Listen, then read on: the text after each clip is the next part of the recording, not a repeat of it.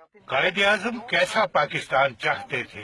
اس کے لیے قائد اعظم محمد علی جناح کی 11 اگست 1947 کو قانون ساز اسمبلی میں کی گئی تقریر کو جاننا ہی کافی ہے۔ یہ وہ تقریر ہے جسے 1977 تک ریڈیو پاکستان سے نشر کیا جاتا رہا، مگر بعد میں اس تقریر کا ریکارڈ ہی غائب کر دیا گیا۔ اس تقریر میں قائد اعظم نے مستقبل کی ریاست کے بارے میں اپنے تصورات کو نہایت واضح طور پر بیان کیا تھا۔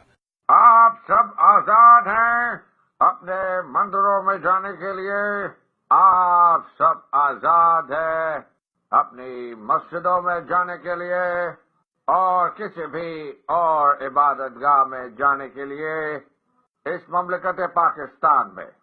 آپ کا تعلق کسی بھی مذہب، ذات یا عقیدے سے ہو، مملکت کا اس سے کوئی سروکار نہیں۔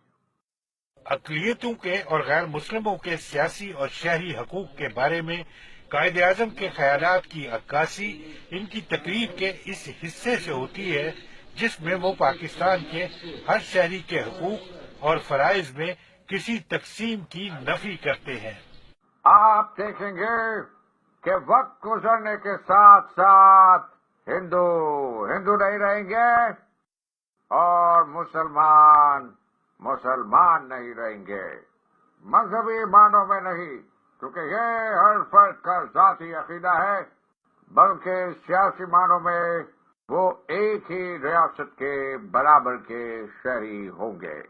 المیہ یہ ہے کہ ہم نے قائد کے تصورات کے مطابق پاکستان کی تعمیر کے بجائے ان کے خیالات کو چھپانا شروع کر دیا ہے، جس کا نتیجہ آج ایک ایسی ریاست کی صورت میں ہمارے سامنے ہے جہاں عدم برداشت اس کی پہچان ہے۔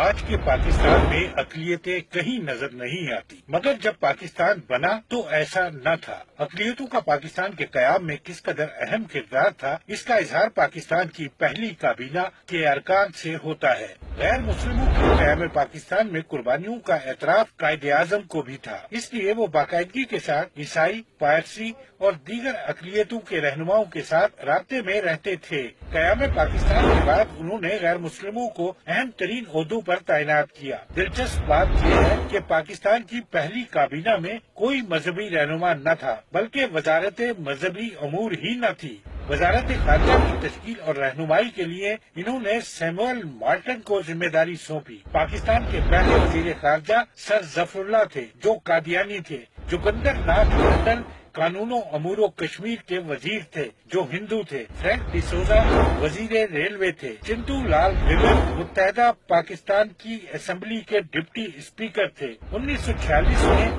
ایک مسیحی دیوان بہادر سنگھا پنجاب اسمبلی کے اسپیکر تھے، جنہیں قائد اعظم نے قیام پاکستان کے بعد بھی بحال رکھا۔ کیا آج کے پاکستان میں یہ ممکن ہے؟ شاید نہیں، ہاں، مگر قائد اعظم کے پاکستان میں ایسا ہی تھا۔